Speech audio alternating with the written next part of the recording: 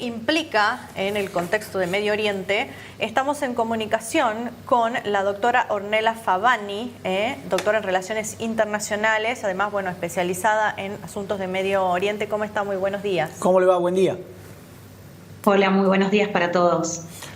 Bueno, decía Gaby, mi compañera, ¿podemos calificar esto como histórico? ¿Y histórico en qué sentido, en todo caso? ¿Cómo observa usted todo esto que está sucediendo?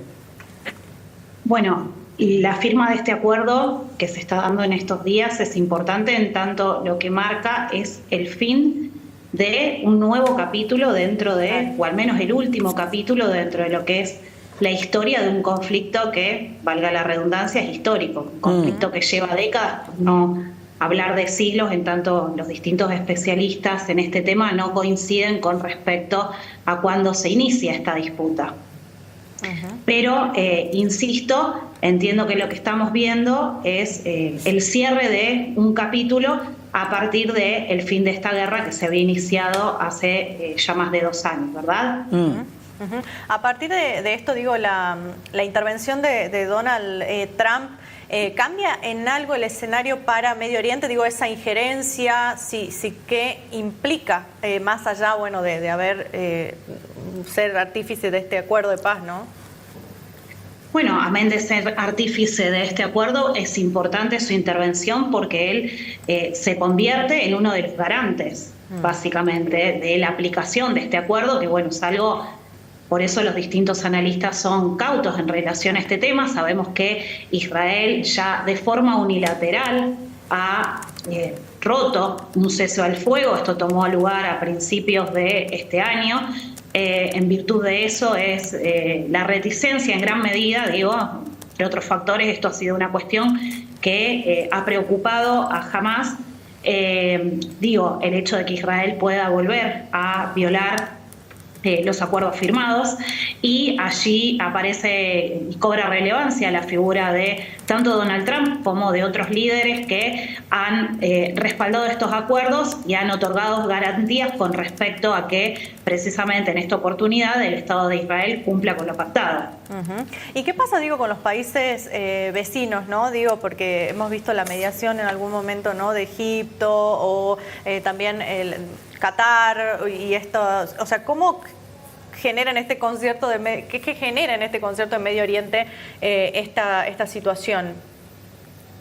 Bueno, básicamente esto es importante porque son actores de la región. Bueno, en el caso de Qatar ha tenido la posibilidad de convertirse en un actor con un rol protagónico en este conflicto, pero hay que decir que esto no es nuevo en términos de política exterior catarí, sino que por el contrario este país tiene ya una amplia trayectoria como mediador en distintos conflictos regionales, y en este caso tanto la cercanía con Hamás, porque no nos olvidemos que el propio Hamás tiene incluso una oficina dentro de su propio territorio, como el vínculo con los Estados Unidos, que detenta dentro de Qatar la base de Al-Udeid, que es la base aérea más importante que Estados Unidos posee fuera de este territorio. Bueno, esto lo dejó bien posicionado a Qatar para mediar. En el caso de Egipto, que es uno de los países de la región que mantiene relaciones diplomáticas con Israel ya desde la década del 70, que tiene fronteras compartidas. Bueno, este fue otro de los actores que han mediado, y esto es importante porque son actores regionales que también están no solo involucrándose, sino también respaldando la paz.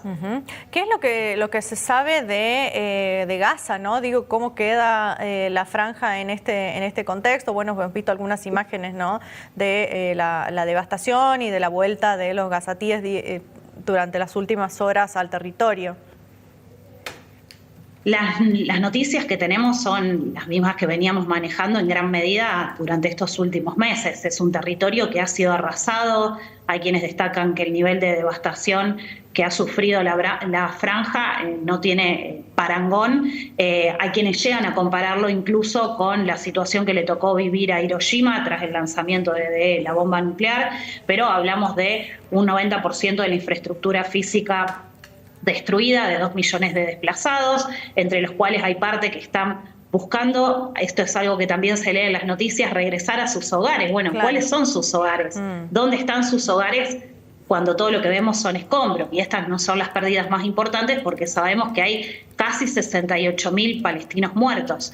Entonces la situación en términos humanitarios es por demás de difícil, y ahora lo que se espera es, bueno, que se comience a trabajar en una segunda etapa de este acuerdo, que según incluso los propios funcionarios de Hamás puede esperarse que sea una etapa aún más difícil, porque lo que hay que definir es cómo se van a administrar estos territorios, que esto es algo que ya queda expreso en el plan de paz propuesto por Donald Trump, pero que no está 100% definido. O sea, hay cuestiones que es necesario especificar, y bueno, eso es lo que hace que distintos analistas sean cautos y que este acuerdo en cierta forma en algunos puntos sea vago. Digo, acá ahora hay que definir, bueno, se prevé en el plan de paz de Trump de 20 puntos que va a existir un gobierno transitorio palestino, tecnocrático y apolítico, que va a estar supervisado por una junta de paz, y bueno, seguramente es en esto en lo que se va a trabajar, pero hay que definir quiénes van a formar parte de ese gobierno.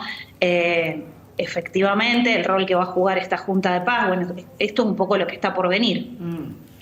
También escuchaba que leía que se dialogaba mucho sobre el rol que podría tener Tony Blair, más que todo además teniendo en cuenta la historia de cómo se termina conformando toda la región, ¿no? Y el rol preponderante que supo tener Gran Bretaña después de la Segunda Guerra Mundial, y que se apunta también hacia allí diciendo, bueno, mucho tuvo que ver en cómo dividió ese territorio y en los conflictos que persisten a lo largo del tiempo y que por ahí dificultan, vos decías recién, que haya un optimismo real de que esto pueda tener una solución que perdure, ¿no?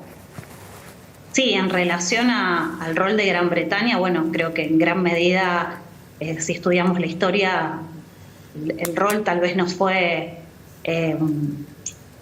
no es decir el deseable, sino que no fue el más acertado, se quiere, o el adecuado, claro, en aquel momento. Sí, porque no nos olvidemos que fue potencia mandataria sobre los territorios palestinos, pero amén de ello, previamente se produjo este reparto de zonas de influencia entre Francia y Gran Bretaña, que esto fue lo que determinó la división de todos estos territorios en los estados que hoy conocemos dentro de lo que es la región de Medio Oriente, pero que se hizo de forma arbitraria esta división de territorios, claro, dejando problemáticas abiertas aún a la fecha, que es, por ejemplo, la cuestión del pueblo kurdo. Totalmente. Pero bueno, volviendo a la figura de Tony Blair, estos últimos días salieron algunas noticias a la luz que daban cuenta de sus reuniones en el marco incluso de Naciones Unidas con otros funcionarios que estarían respaldando su rol dentro de esta Junta de Paz que, como yo les mencionaba hace minutos, todavía no está 100% claro qué rol va a jugar. Se habla de la supervisión del accionar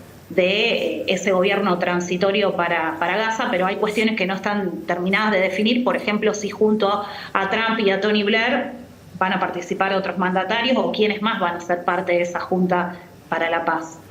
La última, por lo menos de mi parte, ¿por qué ahora, qué crees vos que haya incidido? ¿Por qué ahora las partes deciden, bueno, aceptamos esta propuesta de Trump? ¿Por qué? Por la presión de Trump en la región, porque ya no daba para más, terminan dándose cuenta jamás que la devastación era total. ¿Por qué? ¿Por qué ahora se acepta esto en este momento? Yo coincido con esto que vos estás planteando. Creo que hay una cuestión de presión a nivel internacional que no existió en otros momentos previos. Recordemos, sin ir más lejos, bueno, no solamente en el caso del gobierno de Israel, el hecho de que básicamente la Corte Penal Internacional haya culpado o haya emitido, más que culpado, órdenes de detención contra el primer ministro de Israel, Benjamín Netanyahu, por la comisión de crímenes de guerra, lo que fue el walkout, esta cuestión de la salida de distintas delegaciones, una retirada masiva, incluso más que salida de delegaciones, cuando se produjo el discurso de Benjamín Netanyahu en la Asamblea General hace semanas atrás. La ola de reconocimientos del Estado palestino, incluso entre los países que lo reconocen, miembros del G7, países aliados de los Estados Unidos, actores europeos que hasta ese momento se habían manifestado reticentes a ese reconocimiento, todo esto nos da la pauta de un cambio de clima que se suma, por supuesto, a la situación en terreno. También si nosotros pensamos en el caso de Hamas, también las presiones del propio pueblo en función de la situación que se estaba viviendo. Yo creo que hay algo de, o sea, un poco de las dos cuestiones que vos mencionabas que están vinculadas a las presiones, pero también una situación que era insostenible, no solo para Hamas, sino también para el propio Estado de Israel, porque dentro del propio Estado de Israel estaba la presión de las propias familias de los rehenes, que hace meses y meses solicitaban al gobierno la liberación de sus familiares, ¿verdad? Totalmente, totalmente. Muchas gracias, doctora, muy amable por estos minutos. Por favor, gracias a ustedes por la comunicación. Que tengas buenos días, hasta luego. Muchas gracias. Gracias. Bueno, qué interesante, Inda, ¿no? Sí. Ver todas las miradas sobre este hecho que sin dudas, bueno, marca un nuevo capítulo en la historia, ¿no? También de enfrentamientos ahí en Medio Oriente.